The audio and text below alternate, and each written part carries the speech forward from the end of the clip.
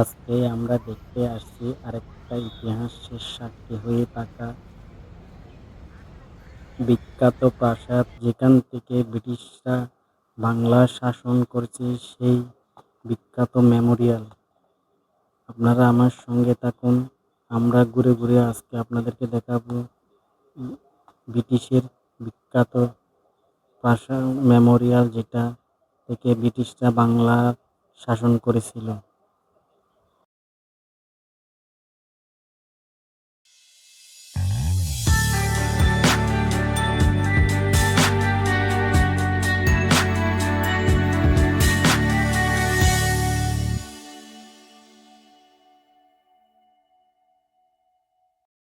আসসালামু আলাইকুম, আমি আব্দুর রহমান। আজকে নিয়ে আসছি আমার প্রিয় বন্ধু ভিউয়ার্সদের জন্য আরেকটা নতুন ভিডিও। আজকে আমরা দেখব ব্রিটিশরা যেখান থেকে বাংলা শাসন করেছিল সেই বিখ্যাত মেমোরিয়াল, যেটা নাম ভিক্টোরিয়া মেমোরিয়াল। রানী ভিক্টোরিয়ার নামে নামকরণ করা হয়েছিল। আজকে আমরা এই মেমোরিয়ালটা ঘুরে ঘুরে দেখব।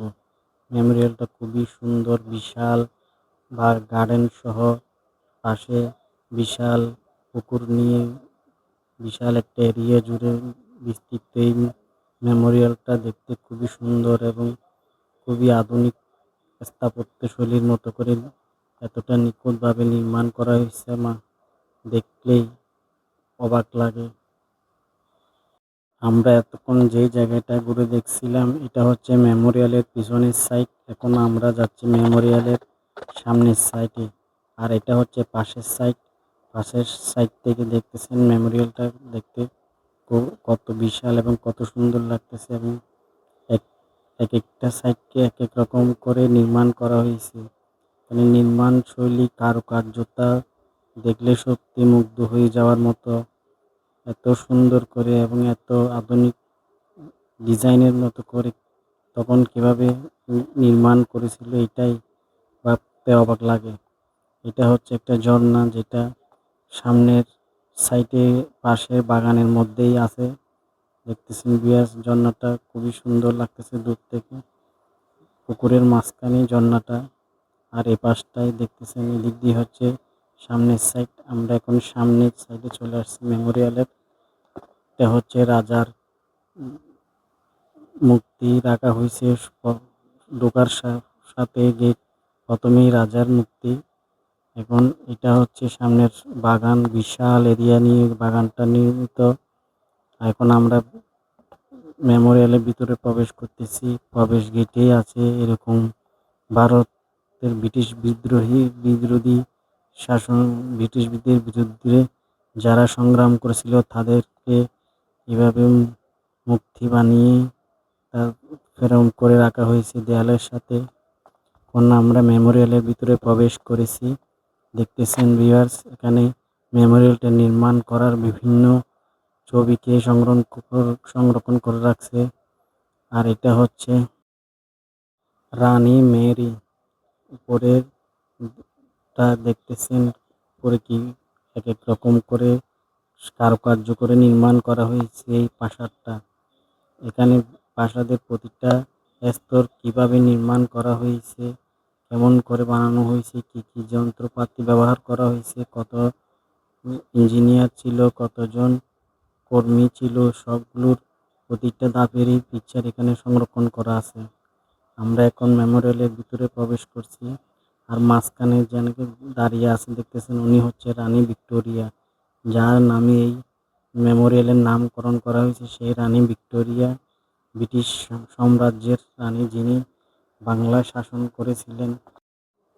মেমোরিয়ালের উপরের গম্বুজটা দেখতেছেন বেশ কত বিশাল এবং কত সুন্দর করে নির্মাণ করা হয়েছে। প্রতি দেয়ালের প্রতিটা স্তরে বিভিন্ন রকম কারুকার্যে সম্বলিত।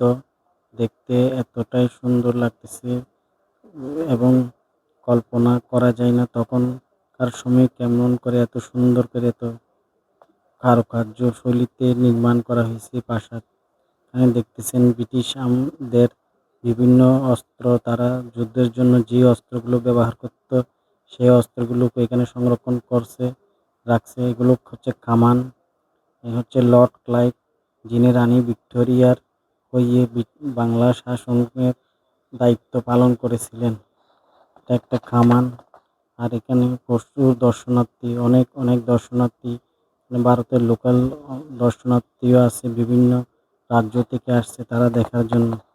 এটা হচ্ছে কলকাতার ম্যাপ, যেখানে কীভাবে কলকাতাকে পরিকল্পিতভাবে করা হবে সেই ম্যাপটা এখানে করা হয়েছিল। দেখতেছেন বিভিন্ন ঐতিহাসিক বই এখানে সংরক্ষিত আছে। ব্রিটিশদের তারাদের বইগুলিকে এখানে রাখা হয়েছে সংরক্ষণ করে। দেখতেছেন ভিউয়ার্স, আমি একটা একটা করে দেখাচ্ছি। ব্রিটিশদের বিভিন্ন লিপিবদ্ধকৃত বইকে এখানে সংরক্ষণ করে রাখছে, আজও যত্ন করে। দেখতেছেন তাদের হাতের লেখা এবং যুদ্ধের বিভিন্ন অস্ত্র, ঢাল, তলোয়ার, ছুরি, চাকু, বল্লম সহ নানা রকম যুদ্ধ সমরাস্ত্র এখানে সংরক্ষিত আছে এখনো। বিশাল এই মেমোরিয়ালটা আজ প্রচুর দর্শনার্থী আসছে। এখানে দেখতেছেন পুরা হল মেমোরিয়ালই পূর্ণ, কানায় কানায় দর্শনার্থীতে।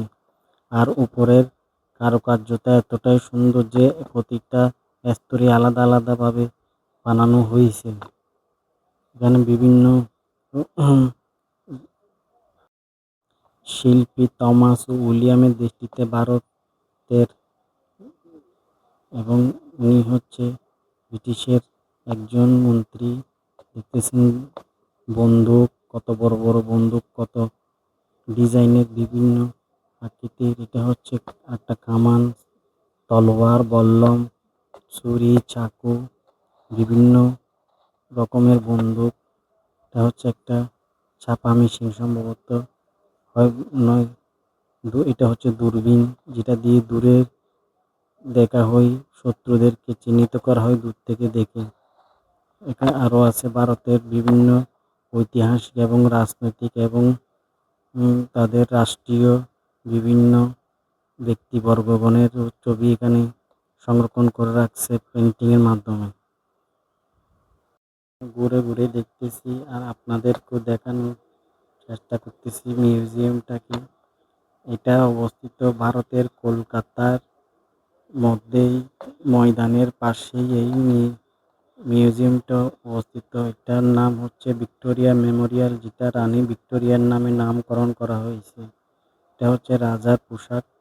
বিভিন্ন ফরেনারও এখানে ভিজিট করতে আসছে এবং তাদেরকে গাইডরা প্রতিটা জিনিস সম্পর্কে অবহিত করতেছেন। এটা হচ্ছে সেই মেমোরিয়ালের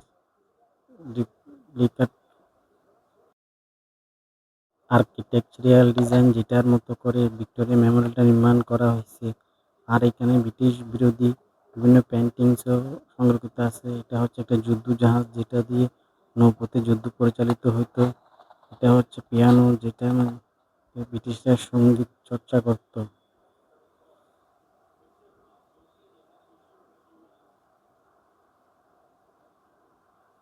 এটা হচ্ছে ডিজিটাল ভিউ, যেটার মধ্যে বিভিন্ন মহাপুরুষদের মাঝে নিজেদেরকে খুঁজে পাওয়া মতো করে বানানো হয়েছে, খুঁজে পাওয়া যায়।